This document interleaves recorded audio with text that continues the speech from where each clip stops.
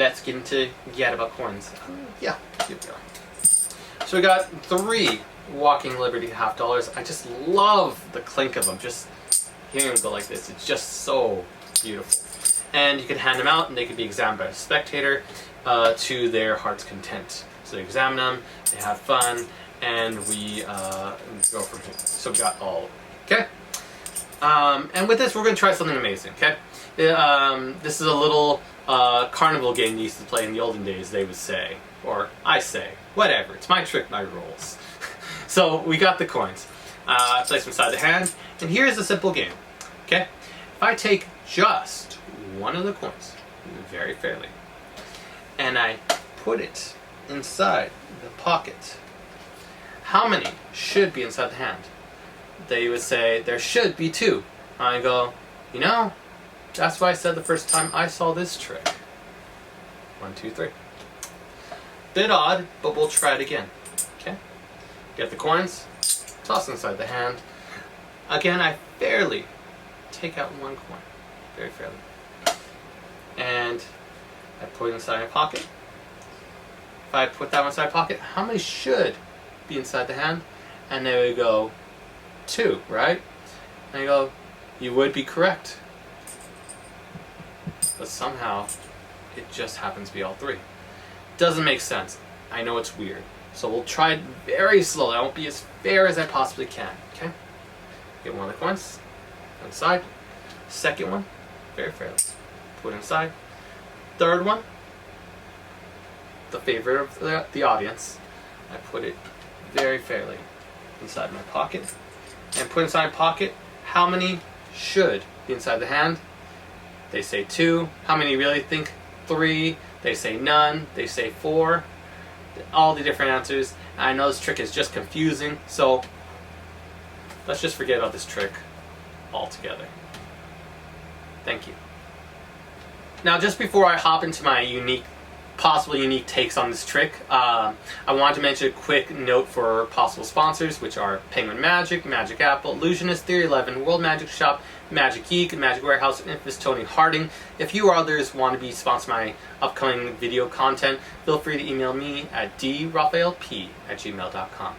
So going into the trick itself, as per se the usual version, you need 4 half dollars for this effect. And I know I've taught before, but there's some things that are little throw-offs I could want to throw in there, make it quite fun.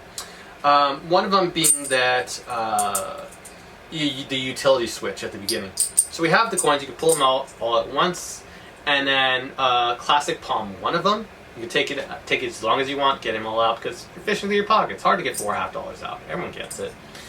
And classic palm it, and then toss them in the other hand, or slap them on the table, and you retain them. Okay? And then the throw off, like in case you want to be extra clean, display them. I really do honestly love the clink of these half dollars. They're just so wonderful. Walking Liberties are great. To be extra clean, I tend to hold back 1 coin using my thumb as I toss the upper 2 coins right here into the waiting hand so it can clink with the coin secretly hidden inside my hand. So again, we start with 4, one's in classic palm, toss 3 to the other hand, or toss 3 to the table, whatever. And say they're cool, these are Walking Liberty half dollars, you talk about them. And then you casually pick them up, thumb holds onto 1, toss 2, and then you just clink it and then let it go into finger palm, casually. And then you can set all these on the table. So you display both hands with just 3 coins, supposedly, retaining 1 right here. And then you can show them off and let the spectator examine them. And you're in a very clean position. No one's going to suspect your other hand, which is great for this trick, okay? So then from here, we can pick them up and put them inside the hand.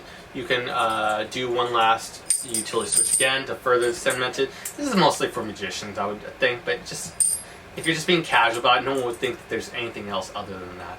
If you do decide to do another utility switch, just remember you're in this position, so you're going to have to toss everything all at once. So now there's 4 coins inside here. Take one out. And again, these are all optional, but I just like the additional takes. They're fun if you really want to practice them.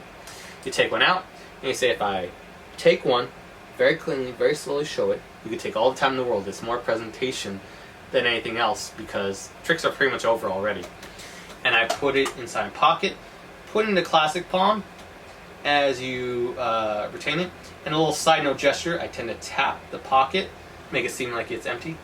It was a gesture that I learned in Bogos. And then they ask how many there are. You could point, you got this, and that's LT, so you point. And then you could show there's 3 coins. And so you could ask them, how many should, this is the diverting thing, how many should be in the hand? And they would say, there should be 2. And then you want to correct them, and you go, you are correct. And then show 3 coins, and then they freak out. You never want to say you are wrong. Again, that is the worst thing you can do. It makes spectators less inclined to involve it, or encourages them to destroy your trick because they're being wrong. Well, why don't I be right in the wrong way? That you don't want to go down that path. Okay? Make spectators feel good. End of story. So then you do it again. You display the coins, so on the table. Pick them up. Okay. Now it's currently in classic palm after I did gesture, but when you go to pick up the coins, you can transfer it, just let it fall down the finger palm as you pick them up, and then toss everything so you're in a very clean position.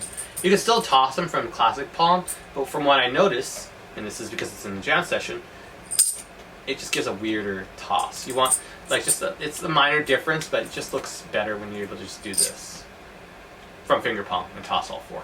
Okay, same thing as before. You ask them again. Take 1 coin out.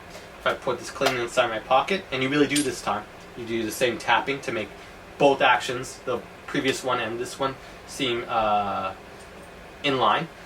And then you say, if I put 1 coin away, how many should be in the hand? They would go 2. And I go, that's what I said the first time I saw this trick. And then they say it. And the reason they want to say 2 is because how many should, and you stress it, should be in the hand. And they'll say 2. And then this is my own little take on it. I mention, hey, I want to be extra fair, I want to go extra slow, and then I do my own click pass. You can do whichever one you want to do, but like the previous jam session where I covered the, the pencil click pass. I don't know if it's my own, so I don't claim full credit for it, it's just what I like to do. Get it, toss it, and I do give credit to Divernon. So, first finger and thumb, put it in the hand, close over it, and let it fall into the second, third, fourth fingers as you turn. So, in action, 1. Okay? And I'll do it again just for teaching's sake. First finger and thumb, let it fall into the second, third, fourth fingers, and then close on up as you turn. In action, because if I was to actually toss a coin, it would look like this. So you actually understand it. If you toss a coin and really toss it to the other hand, I just do that. I wouldn't do anything fancy like that. I mean, I do those, yes, those are important, but if I was to really just do it in a casual action, I would just, there's 1, there's 2. That'd be the natural motion, so I can perfectly mimic it. That's 1, okay? And then, sorry, that's out of position, so I can restart. 1, you want to make sure it falls here, not to here, otherwise it gets awkward. Okay? So, 1, 2, and you click it and retain it here instead of letting it fall into here. Okay? So, again, 1, click pass and let the coin stay in here. You heard the click, so they think there's 2. And if I get the last one, put it inside my pocket. How many should be inside the hand? They say 2. And then for fun, I really ask them, how many do you really think? There's 3, there's none, there's 4. They give all different kinds of answers. And I don't say that, they say that. They give all different kinds of answers. And I go, I know this trick could be confusing, so let's just forget about this trick altogether. And it's a nice little effect. And it's more logical to do it with this than with sponge balls, because sponge balls, because you went through the effort of ripping them apart and multiplying them, they would expect them to continue multiplying. As with money, money can be interpreted within the context of easy come, easy go, or bumpkins, or different things, so it's okay to lose it. And it's not okay with sponge balls, so that's why Gaddabout coins is very logical, and the 2 in the hand and 1 in the pocket is really, in my opinion, more meant for coin magic than it would be for anything else. Maybe with cards, but this is just a really nice thing to do. And you end clean, it's a nice little moment you have, and it's beautiful, it's self-contained. It's like a one-off trick, you do it, and you're done. Which is really nice, and then you're just left with you. Hello there. Which is great. And the little additions from the utility pass, the utility switches, to the click passes, and just a nice little routine. And the whole point, really the whole point, is you get to take a routine you like and see if you can modify it to make it more you, more easier to do, so you don't even have to think about it. And that's what I really love about it. So with all that said, I just want to say a huge thank you to everyone, and really just thank you all for helping me out with just watching the video. I appreciate everyone here, and as always, stay tuned and stay magical.